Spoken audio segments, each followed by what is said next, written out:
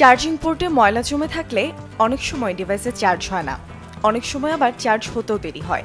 তবে বাড়িতেই charging port খুব সহজেই পরিষ্কার করা যায়। আইফোন এবং অ্যান্ড্রয়েড চার্জিং পোর্ট পরিষ্কারের জন্য প্রয়োজনীয় সরঞ্জামগুলো হলো toothpick, cotton bud, rubbing alcohol এবং কম্প্রেসড এয়ারের ক্যান। কোনো ধরনের ক্ষতি এড়াতে পরিষ্কার করার আগে ফোন সবসময় বন্ধ করে নেওয়া উচিত। কটন বলের একটা অংশ ছিঁড়ে তা টুথপিকে জড়িয়ে নিন।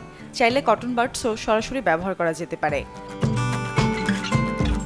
কম্প্রেসড এয়ারের ক্যান ব্যবহার করে ময়লা পরিষ্কার করে নিতে হবে, তবে বেশিক্ষণ এই এয়ার ব্যবহার করা ঠিক নয়। চার্জিং পোর্টে কটন বাডস বা টুথপিকের সামনের অংশটা প্রবেশ করিয়ে ধীরে ধীরে পরিষ্কার করুন। কটন বাড যাতে সমস্ত জায়গায় পৌঁছায় সেদিকেও লক্ষ্য রাখুন। অন্যদিকে ল্যাপটপের চার্জিং পোর্ট পরিষ্কার করতে ডিভাইসটি প্রথমে বন্ধ করে নিন। ডিসি পাওয়ার পোর্টের ভেতরের অংশ দেখার জন্য ফ্ল্যাশলাইট ব্যবহার করতে হবে। সেখানে কোনো পিন আছে কিনা সেটিও নিশ্চিত করতে হবে।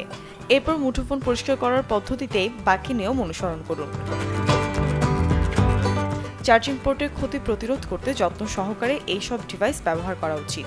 বিশেষ করে প্লাগ ইন এবং আনপ্লাগ করার সময় সতর্ক থাকুন। ময়লা যাতে না জমে সেজন্য নিয়মিত পরিষ্কার করাও জরুরি। ধুলো ময়লা থেকে রক্ষা করার জন্য চার্জিং পোর্টের জন্য প্রোটেক্টিভ কভার ব্যবহার করতে পারলে ভালো। Desk report, channel 24।